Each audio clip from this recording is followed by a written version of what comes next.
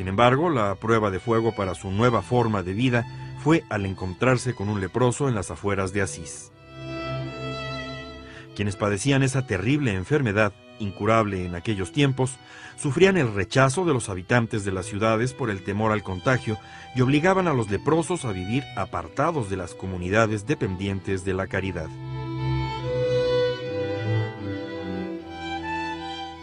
Para Francisco fue impactante ver aquel leproso de cuyas llagas deformes salía un fétido hedor repugnante.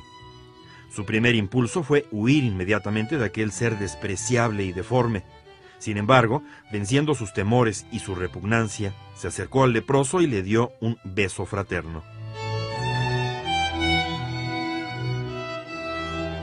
De inmediato, sintió un gran cambio en su vida, así como una gran paz interior, y se sintió liberado. Al volver atrás para dar gracias al leproso, éste había desaparecido. Francisco lo reconoció como a un enviado de Cristo.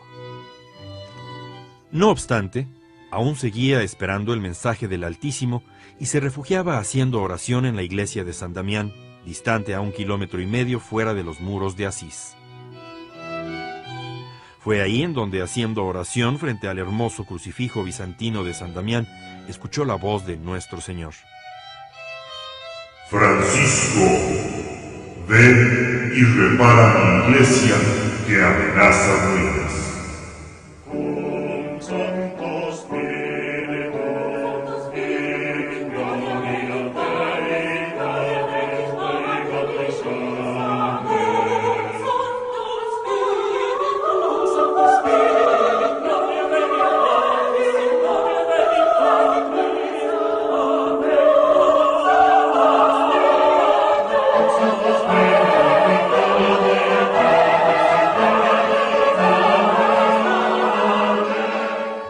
Francisco tomó el mensaje literalmente y de inmediato se dedicó a reconstruir la iglesia.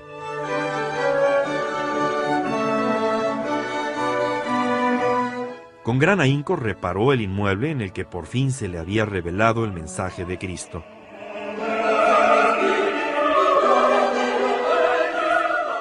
Después de la Curada Virgen María, conocida como la Porciúncula, o pequeña porción de tierra. Curada Virgen María, conocida como la Porciúncula, o pequeña porción de tierra.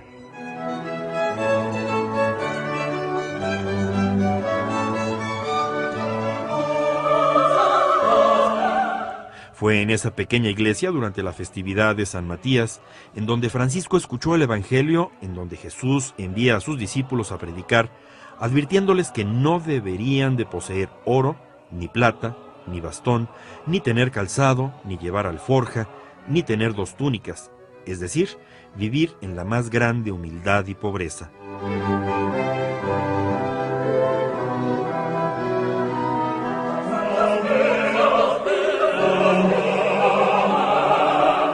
Francisco comprendió que ese era el mensaje que le dirigía el Señor y que esa debería de ser su forma de vida.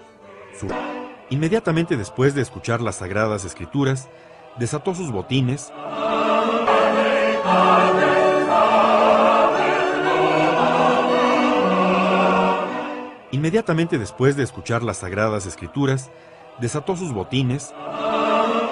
arrojó su bastón y su alforja, y con gran gozo por haber comprendido las palabras de Jesús, ciñó su sayal con una sencilla cuerda en lugar de la correa de cuero que llevaba y se calzó unas humildes sandalias.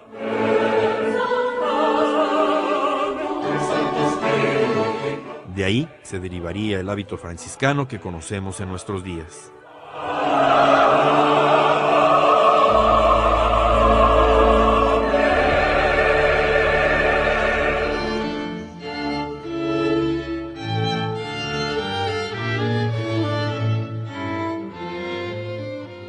A partir de ese momento, Francisco se dedicó a predicar con gran convencimiento y sencillez, pero con una fuerza demoledora que provocaba la admiración de todos.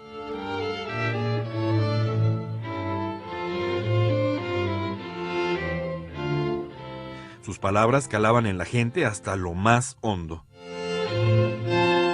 Sus argumentos, simples y llanos, convencían aún a los más escépticos, y sus constantes alabanzas y cantos a Dios confortaban a los pobres de espíritu. La escalinata del templo de Minerva en la Plaza Comunale, en la ciudad de Asís, fue testigo del más poderoso imán que ejercía sobre los extasiados habitantes de la ciudad, a quienes siempre se dirigía con un saludo que se ha convertido en emblemático de los seguidores de Francisco. El Señor os dé paz.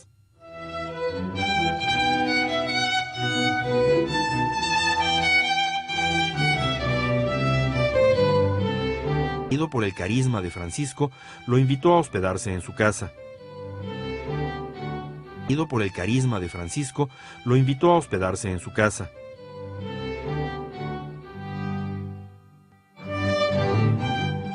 Ahí pudo observar al santo de Asís en oración continua toda la noche alabando al Señor.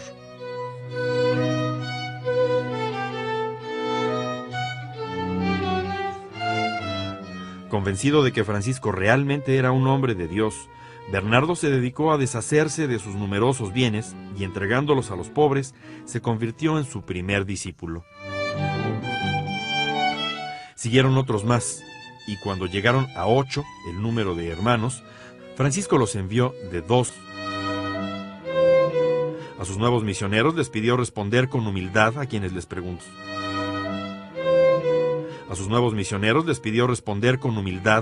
Preguntaran, bendecir a los que los persiguieran y dar gracias a quienes los perjuriasen.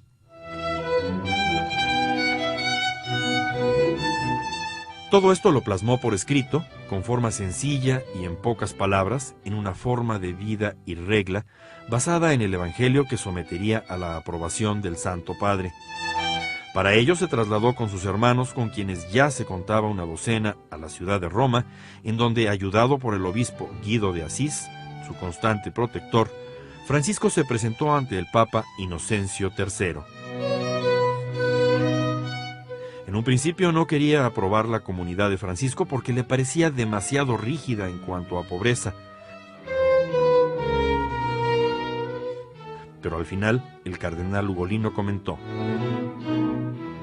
Santo Padre, no podemos prohibirles que vivan como lo mandó Cristo en el Evangelio. La elocuencia del obispo y la determinación de Francisco convencieron al Santo Padre, quien la noche anterior había tenido un sueño profético en el que veía a la patriarcal Basílica de San Juan de Letrán a punto de caerse y a un joven fraile que la sostenía sobre su hombro y ayudaba a levantarla. Inocencio III reconoció a Francisco como el fraile de su sueño y comprendió que sería él quien ayudaría a dar nueva vida a la Iglesia.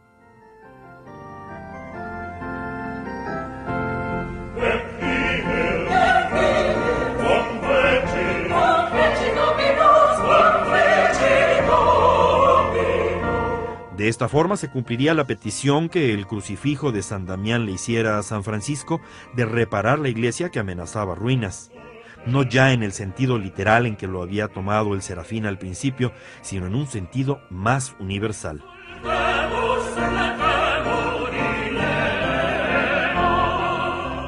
En 1212, una bella y piadosa joven llamada Clara Schiffi, hija de una de las familias más prominentes de Asís, abandonó su hogar para ponerse bajo la protección de San Francisco. Así nacería la segunda orden franciscana, la Orden de las Clarisas o Damas Pobres, constituida por religiosas de clausura y de vida contemplativa, quienes dedican su vida a la oración.